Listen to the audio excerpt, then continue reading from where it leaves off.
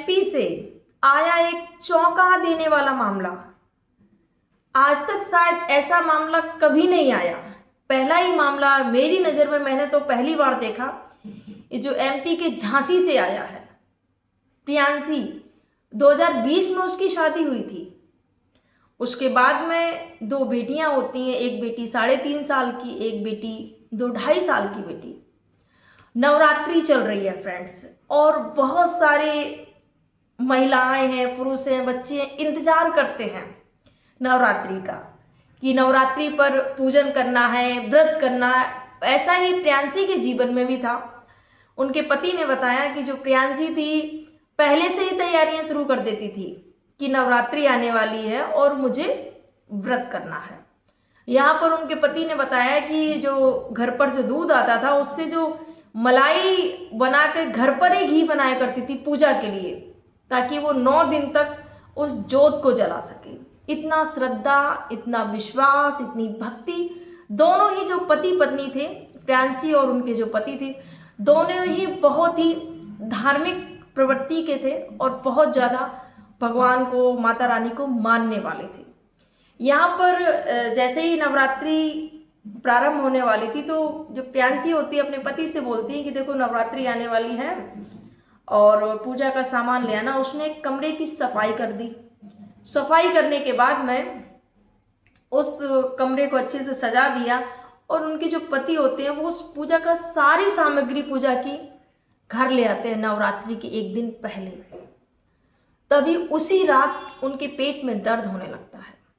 जब पेट में दर्द हुआ तो महिला को लगा कि मासिक वाली, जो हर महिला को पीरियड वाली, जो हर महीना फेस करना पड़ता है हर महिला को, तो उसको लगा कि शायद मेरा पीरियड आ जाएगा। अब बहुत ज़्यादा परेशान हो जाती है। पति बोला कोई बात नहीं, मैं करूँगा पूजा, तुम क्यों टेंशन लेती हो। तभी 30 तारीख आती है, नवरात्रि का वो दिन आता है। उससे पहले दिन आता, उसके पहले ही 29 की रात को उसके पेट में दर्द होता है 2-2:30 बजे के टाइम पे, और वो देखती है कि उसको पीरियड आ चुके हैं।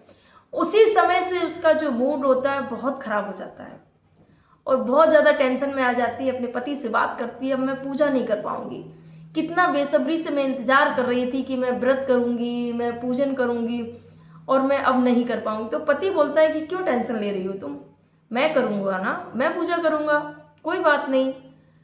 यहाँ पर दोनों, जो पति होता है वो पूजा करता है सब कुछ, लेकिन जो पत्नी थी उसका कहीं ना कहीं मन नहीं लग रहा था और बहुत ज़्यादा परेशान हो रही थी, रोने भी लगती एक पल के लिए।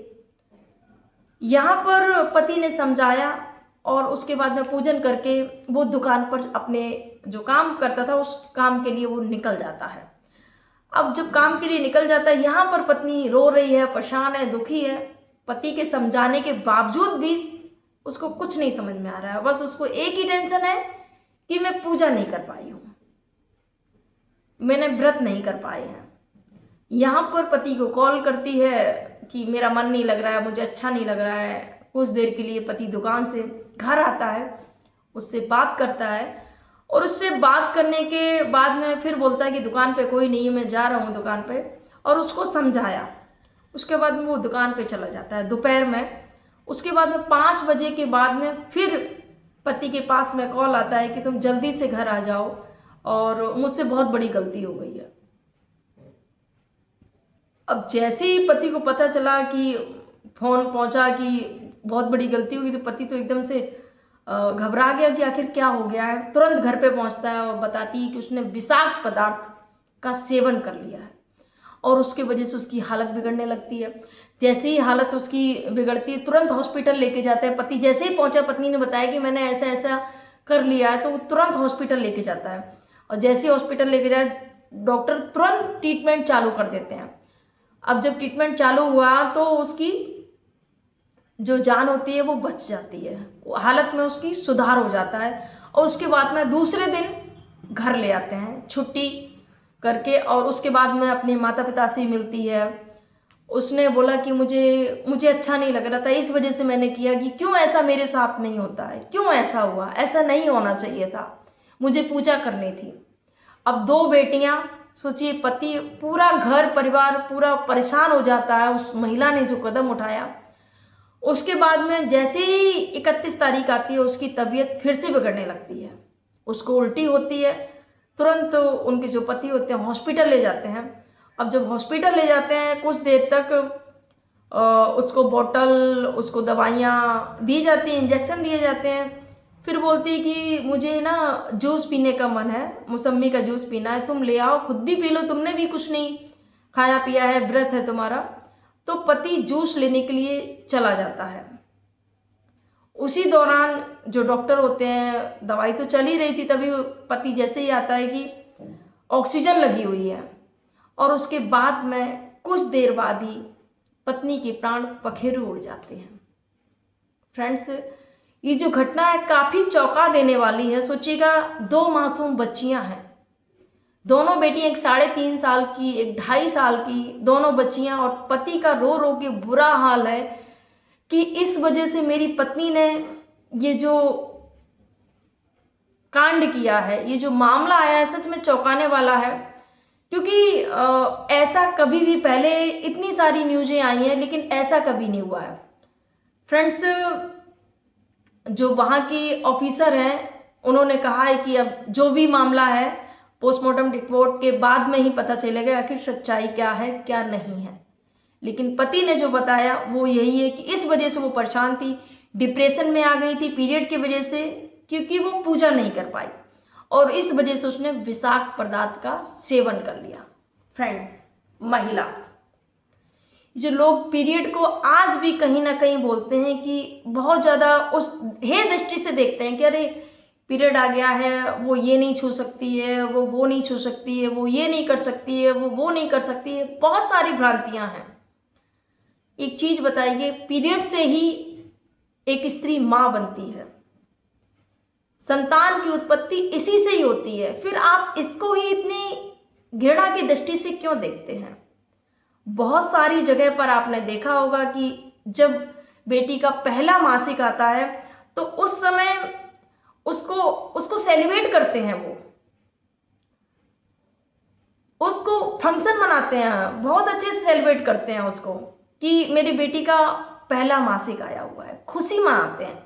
लेकिन बहुत सारी जगह पर उसको बहुत उससे देखा जाता है, अरे उसको पीरियड आ रहा है, क्यों? आखिर कब बदलेगी हमारी मानसिकता? और अगर पीरियड आ गए हैं, आप अगर श्रद्धा भाव है आपका, ठीक है, सब कुछ एक विचार करिएगा, सब कुछ हमारे शरीर के ही अंदर है, कुछ बाहर से नहीं। जो पीरियड के समय जो ब्लड आता है वो बाहर से नहीं आता है कि हम अछूत हो गए हैं, है तो सब अंदर ही है। फिर इतना क्यों?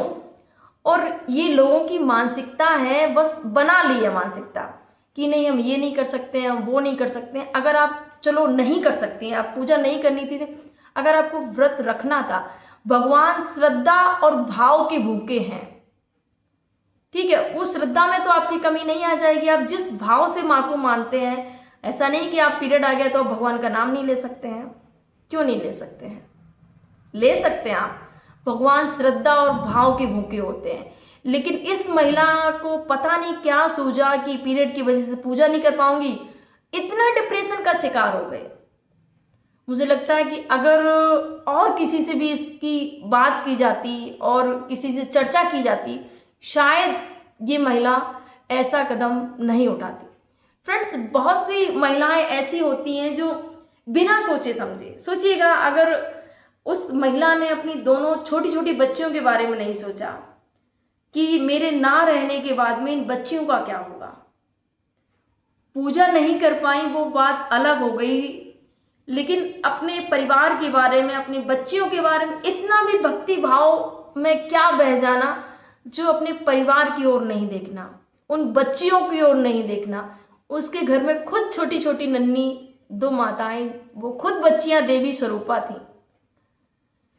लेकिन कभी कभी इतनी ज़्यादा लोग भक्ति, इसको क्या बोलेंगे? कमेंट जरूर करिएगा। फ्रेंड्स, आप क्या कहना चाहेंगे इस घटना को लेकर? ये जो घटना है काफ़ी चौंका देने वाली है। और सोचिएगा आप क्या होगा उन बच्चियों का। पति का तो रो रो के बस यही हाल है कि मेरी बच्चियों की देखरेख कैसी होगी।